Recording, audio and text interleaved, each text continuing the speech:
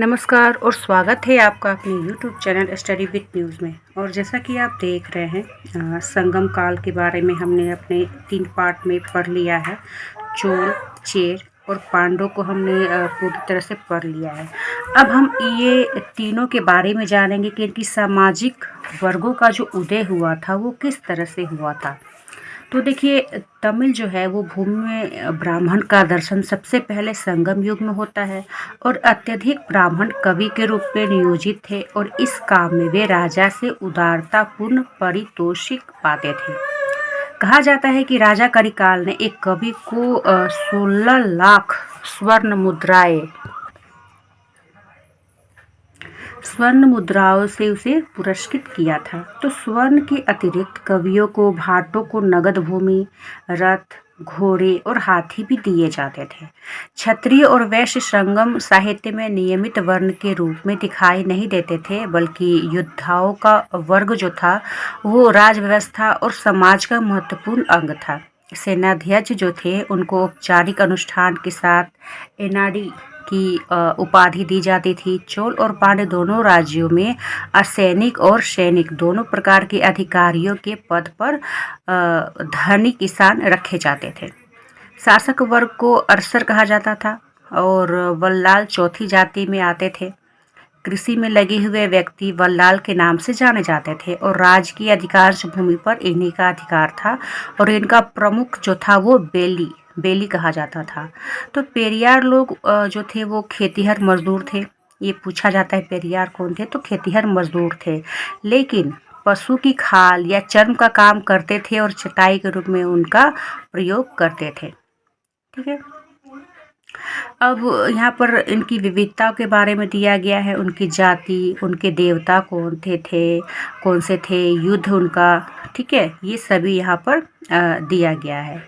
अब देखिए यहाँ पर ब्राह्मण संस्कृति का आरंभ कैसे हुआ। तो राजा वैदिक यज्ञ करते थे। वेदानुयायी ब्राह्मण लोग शास्त्रास्त्र करते थे और पहाड़ी प्रदेशों के लोगों के मुख्य स्थानीय देवता मुरुगन थे, जो आरंभिक मध्यकाल में सुब्रमण्यम कहे जाने लगे थे। तमिल भाषा और संगम साहित्य क्या है।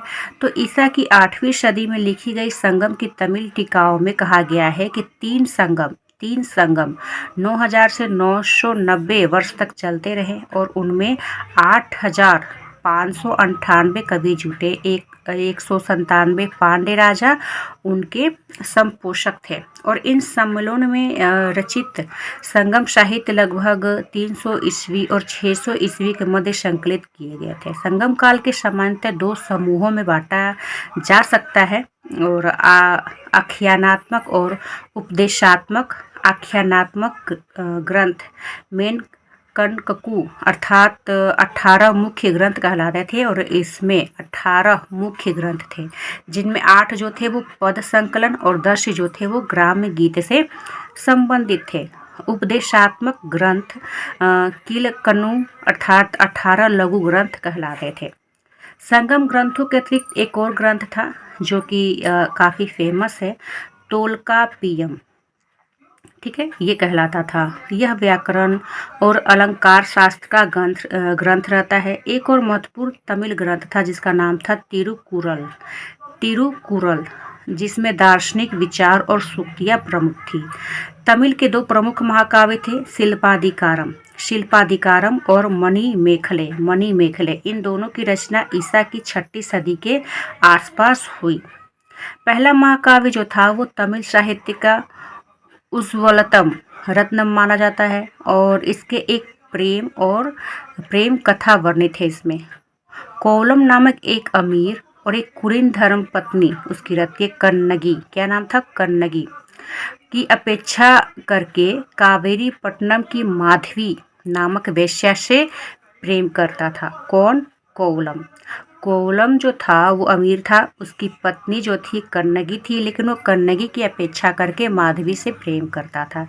ठीक है। अब यहाँ पर शिल्पाधिकारम की रचयिता संभवतः जैन था, जो तमिल देश के सभी राज्यों को कथा स्थल बनाना चाहता था, परंतु दूसरा महाकाव्य मणिमेखले मदुरै के एक बनिया द्वारा लिखा गया है, जो अनाज का व्यापार करता था। इसमें कोवलम और माधवी के संगम से उत्पन्न एक कन्या होती है। तो कन्या के साहसिक जीवन का वर्णन किया गया किसमें? मणिमेखले में। ठीक है, मतलब पुत्री पर भी एक कहानी है। अब यहाँ पर कुछ रचनाएं दिए गए हैं, उसके रचनाकार दिए गए हैं, उनके संरक्षक दिए गए हैं। ठीक है, यहाँ पर काफ़ी सारे नाम है, संस्कृत जैसे नाम है, साउथ इंडिया के नाम। तो इनके आप रचनाकार और संरक्षक इन सभी को देख सकते हैं। तो आज हमारा जो संगम काल है, जिसमें हमने 3 वंशों को पढ़ा, चोल, चेर, पांड्य, आज यहीं पर समाप्त होता है और हम नेक्स्ट पीरियड में चालुक्य को पढ़ेंगे। ठीक है, चालुक्य भी कई तरह के थे, कल्याणी के चालुक्य, वातापी के चालुक्य, बादामी के चालुक्य, इन सभी को हम जानेंगे।